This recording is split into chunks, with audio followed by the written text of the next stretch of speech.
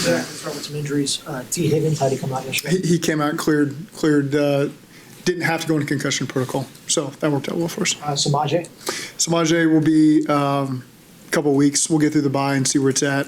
High ankle sprain. And then Shamar Stewart. We'll see where that ends up. We'll get through the bye and see where that's at. What exactly happened in his knee? Something? Second to last drive. So we'll get more information on that and see how long it is. Zach, what's been Duke's assessment of just what's going on defensively and what may be able to improve after the bye? I'm not going to speak for anybody. I mean, for us, we got to execute better. Obviously, we got to get everybody on the same page and execute the fundamentals and the details of what we're trying to do. And I think everyone's in favor of that, and everyone wants to do that. We haven't done a great job of that, especially over the last couple of weeks. And so we're all accountable for that. That's what we'll spend our Y week doing as coaches, trying to find a way to get everybody to play on the same page all the time. We got a lot of young players that are out there at the same time, and so getting those guys the experience they need together is only going to make us better in the future. And so, again, we're just working through all that. Guys are all accountable for it.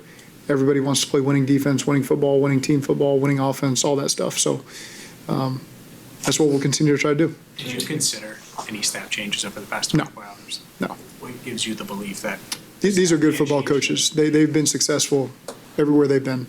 And so, again, we're still in the first half of this season. We all know we got to play better as a football team.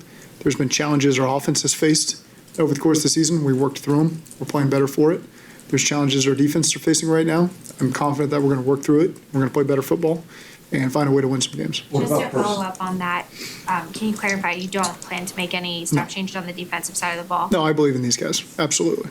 And so we'll continue to work through it and find solutions. Can you just elaborate a little bit on what you're seeing behind the scenes from a week-to-week basis from Al that gives you that Yeah, much working like confidence? crazy. He's a great football coach.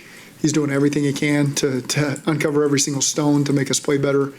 I mean, we're all sick for the way that these games have gone, him probably as much as anybody else on this planet. And so I trust in him, trust in the staff, that we're going to keep working and get all these guys on the same page, executing at a high level, and be a good defense going forward. Zach, they threw a lot of trick plays, misdirection, screens, all that kind of stuff at you guys. What can the defense do better against those types of plays? Well, you got to be, again, they're waiting for a first down, so you got to be better early in the drive to take that stuff away from them. So when you get into a rhythm, that's when you feel most comfortable calling that kind of stuff. Obviously, they felt like they got into a rhythm and threw a lot at us. So again, it was reminiscent really the 2019 49ers game in week 2. They did a lot of that kind of stuff too. And so it kind of took me back there. A lot of the same stuff you're seeing. It's a really good staff. I mean, they're as creative as it gets, and they really challenge you and put you in a lot of binds. And obviously a lot of those things worked for them yesterday. Zach, what's been the most concerning thing you've seen from the defense for the last 2 weeks? I think we just have to be great tacklers and just execute our fundamentals at a high level. So there's plenty of times where it's 10 guys doing exactly what we need them to do, and one guy getting outside of his lane and giving up a big run or a big rush. And so, again, it's just we got a mixture of some veteran guys. We got a mixture of a lot of young guys in there, and they're green together, and we got to get that experience ramped up very quickly. I trust that we can do it. We're going to continue to work to do it and find a way to get some stops. you obviously just vouch for your entire defensive staff? Yeah. I know you're not going to give us exactly what conversations have been like, but when it comes to Duke Tobin or ownership and what they've said, are they confident in the defensive side? I should not speak for anybody. We have great staff, great conversations. Everyone's on the same page that we just want to win, and we want it to look good when we're winning. And so, again, there's nobody that lacks accountability in any area. We're all just trying to do everything we can to get better, but I'm certainly not going to speak for anybody. What about looking for different answers, looking for different Yeah, I mean, ways to go about? Yeah, that would infer that we're not looking for different answers. I mean, we're always spend every single waking moment is trying to find a solution to play better and be able to go win games, and that's what we're going to continue to do. Do you think the young players, and you have a number of them on the roster, either first, second, or third year players, feel the weight, the significance of the season slipping away in week 8? Well, we've talked about it. We've talked about this. This can't be a lost season for us. This has got to be. We got to come out of this bye rejuvenated and find a way to win. And winning one game certainly propels you, and you've got to build some momentum off of that. We had a chance after the Pittsburgh game and kind of wasted 2 opportunities there. And how much different things could have been if we had finished these 2 games out. We'd still have issues we have to address, but we'd be in a better position. And so we just got to find a way to kickstart that and build our own momentum there. So we got players, young and old, that are accountable. They all want to do well. They're all, again, I say this a lot, they're all made of the right stuff. We have a good locker room. I know yesterday it was frustrating and emotional after a game like that. That's not to be unexpected. But we'll just continue to get back to work and keep grinding. Do you feel like the solutions are still in this building? Absolutely. Absolutely, I do. When you talk about tackling, I'm sure from day 1 to day 200, wherever you're at now, it starts with wrapping up. You still got guys just kind of throwing shoulders and not doing that. How do you get guys out of it? Yeah, I mean, we've looked at every solution we can in meetings and in practice. All we can do is continue to work at it. And again, there's not a magic solution that we're all of a sudden we would do it if we could.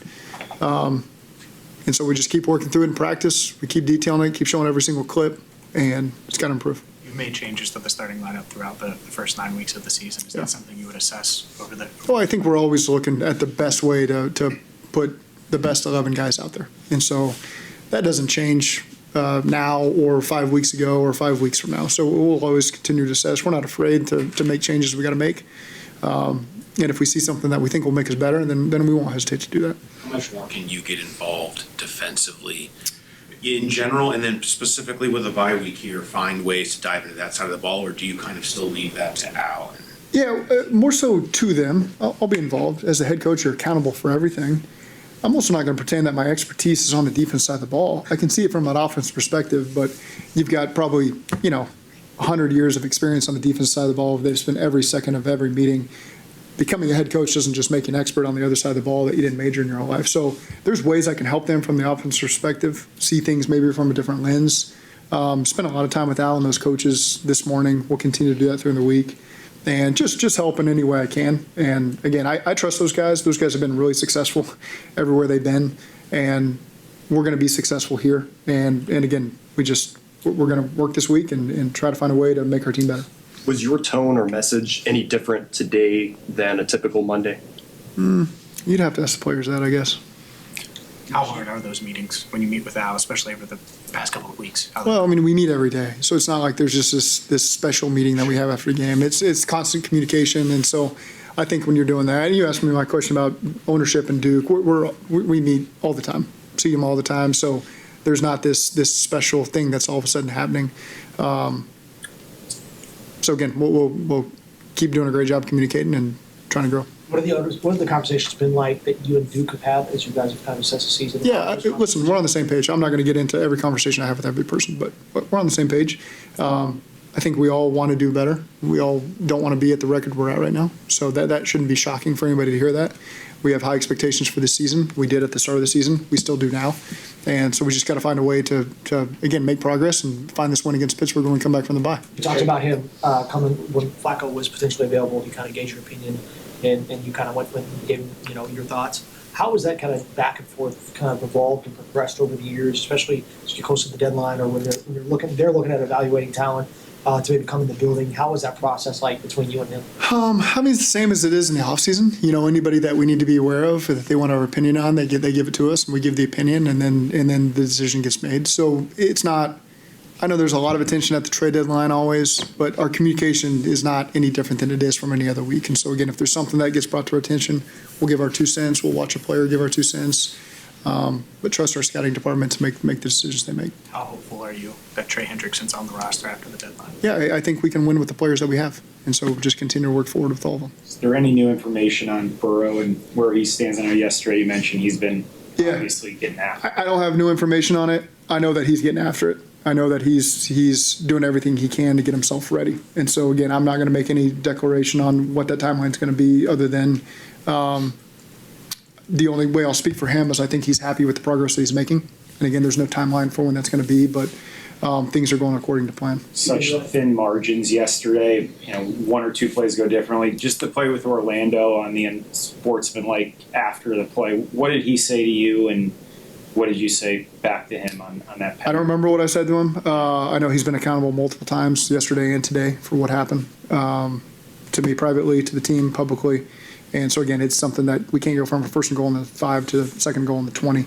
That's 4 points off the board. We left a lot of points on the board yesterday. It was so, again, we're talking a lot about the defense in here, but offensively, I was really disappointed that we didn't score more points. And that's frustrating that, when we have the opportunity to put more points on the board and not execute, could have found a way to win it that way, and then fix the problems that we're having. But we just didn't get it done. You mentioned yesterday you wanted to reflect on the intentional grounding, then the fourth down process as the field goal team went on the field. Kind of what was your takeaways you thought? Yeah, we're right there on the fringe of where we wanted to be for the field goal. You're kind of making a decision at that point. Are you comfortable going down 4 at that point in the game with the score the way it was? And getting a stop and finding a way to go score. And I thought that in the split second that's where we could go. It ended up being a really tough decision that either way, the fourth and long or the field goal, the percentages are probably very similar on how it's going to play out. Probably more so better off kicking the field goal than converting on the fourth and long. So again, there's an imperfect answer there that I think depending on game, weather, all that things could maybe change a little bit, could maybe make a different decision in a different game and come back to the decision I made. So again, it's just there wasn't a great solution there on which way to go with that. From the outside, Zach, a lot of people wonder why losing 5 of 6, the way the last 2 games have ended, why don't you make changes? Is the status quo acceptable? People wonder on the outside, why do you feel that you do have the solutions in the building, not make any change? Why is that? Because I've been through this situation before. We've been through this situation many years and come out the other side playing for championships, winning divisions by sticking with what we believe in and not doing what everybody wants you to do by sticking with it. I'm thankful that in 2020 they didn't kick me out of here, so we were able to go to the Super Bowl the next year. And so, again, I believe in the people that we've hired. I sit in there, I watch these guys coach. I know what they're made of. I know where we can continue to grow. And so when you believe in people, you don't just make a gut reaction from what people want to see that aren't necessarily a part of it. I understand the frustration. I get it. I'd be frustrated too if I was outside the building. We're going to get it fixed. We're going to continue to work it. I trust every coach we got in this building to get it done, or else they wouldn't be here. We wouldn't have hired them in the first place. And so, again, I got firm belief that we can get this done and we can do it with the players we have and find a way to get some wins. And, again, there's some things we got to clean up. We got to do better.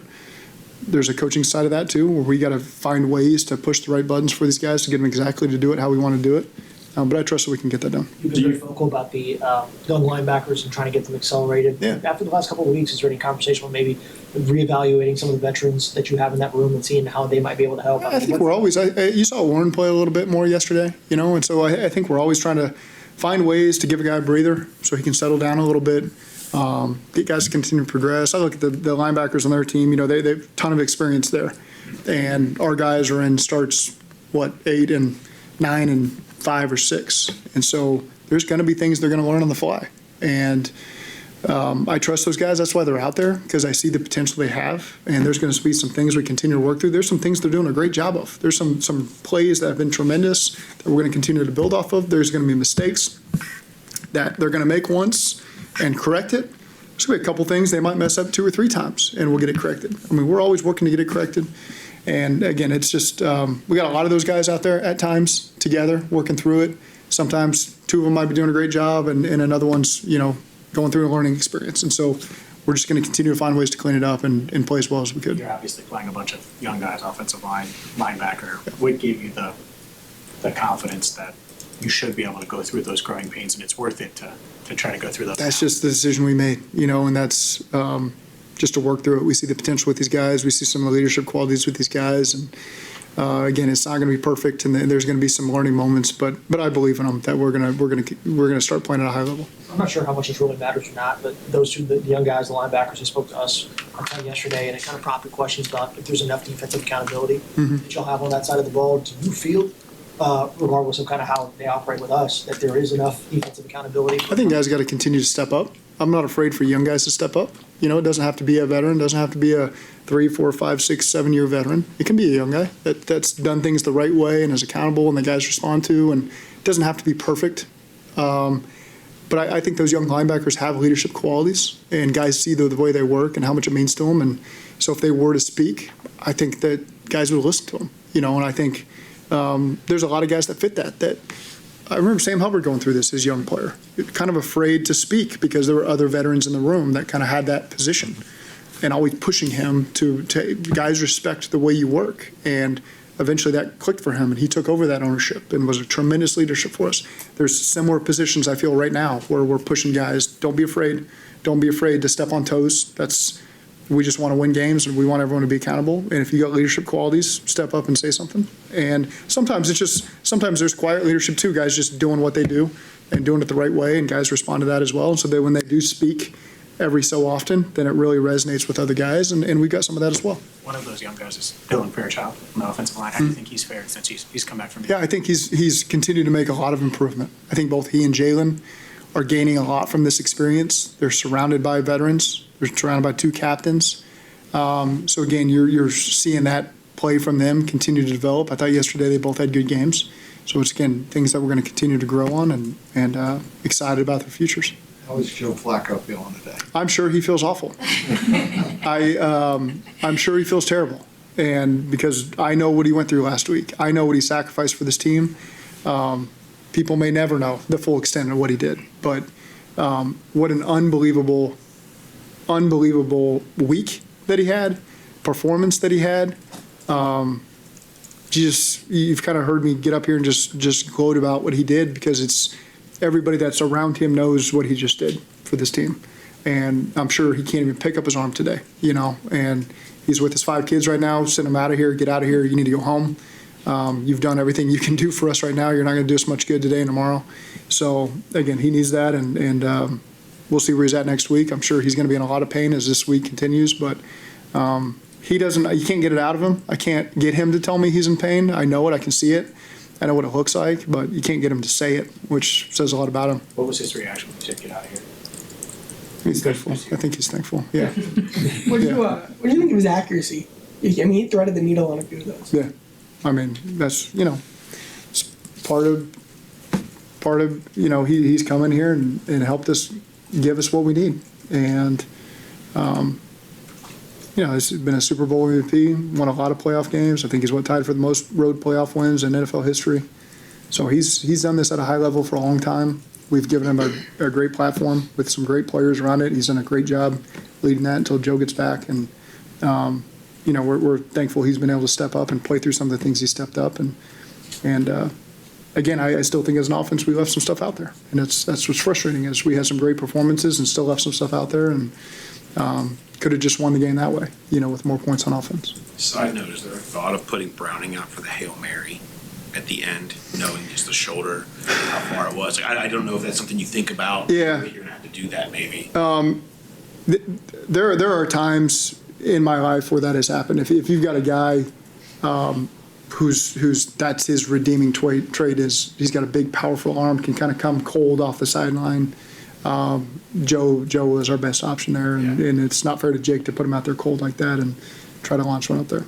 I wanted to ask you about the defensive line. How, when you talk about needing changes and try to make guys play better, when guys just are not winning up front, how does it get better? How does it get better when guys are getting moved and just not winning enough? Yeah, I mean, there's still coaching that's involved in that, so you see it as not winning. There's still technique things that we can improve on. There's rush lanes we can do a better job of. Sometimes to allow other people to win too. You're not always going to win every single one on. If you did, you'd be an all-pro player and it would be great. We'd have plenty of them. But it's also just about sometimes on some rush lanes, 4 guys doing exactly the way they're supposed to do it, not 3, not 3.5. And all of a sudden the one guy gets out of his lane and now Caleb Williams is out the door. There was a little bit of that yesterday. So again, that's 4 guys on all snaps when we're only rushing 4, doing exactly the way they're supposed to do it, allowing the coverage on the back end to match it and keep them trapped in the pocket and not allow them to get out. And so again, those are easy things to clean up, very easy, that guys can be accountable for, that we've pointed out. It's not the same guy every time. It can be one guy doing it in one snap and another guy doing another snap. And part of a great defense is everybody just doing it the way it's supposed to be done in every single snap, and we're going to get there. Do you feel there is currently enough talent on the defensive side of the ball to compete at a championship level in the league? Yes.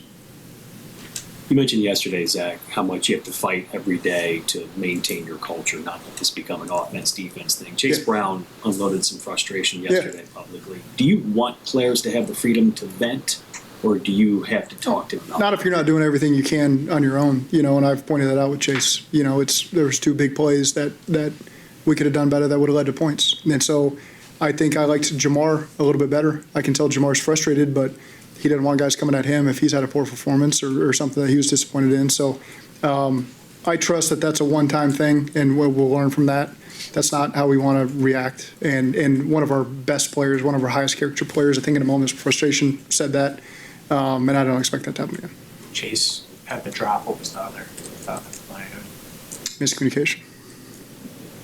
Going back to the young guys, and Andre's not a rookie, Yoshi was, but he was going through some struggles, seemed to kind of come out of it on the other side yesterday. Does that kind of validate that stick with it attitude? I mean, that's just part of what we deal with. You know, it's not just overreacting to a couple of bad moments that are frustrating. We've seen the body of work that he's put in to get to the position he's in.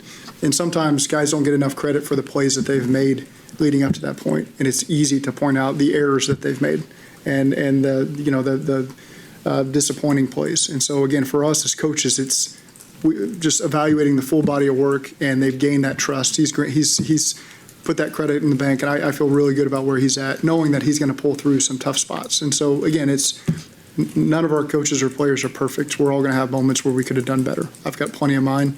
Players have had theirs. So it wasn't surprising at all to see Yoshi respond the way he did, because that's just he doesn't overreact, I don't believe, to the good and the bad. He just keeps working. And when you got enough guys like him and like Chase Brown, like I know I just talked about Chase. I love Chase to death, and that's part of my conversation with him is this is a little bit outside of you. And so again, just believing in those guys and continue to stick with them, and we're going to see great things from them like you saw from those guys yesterday.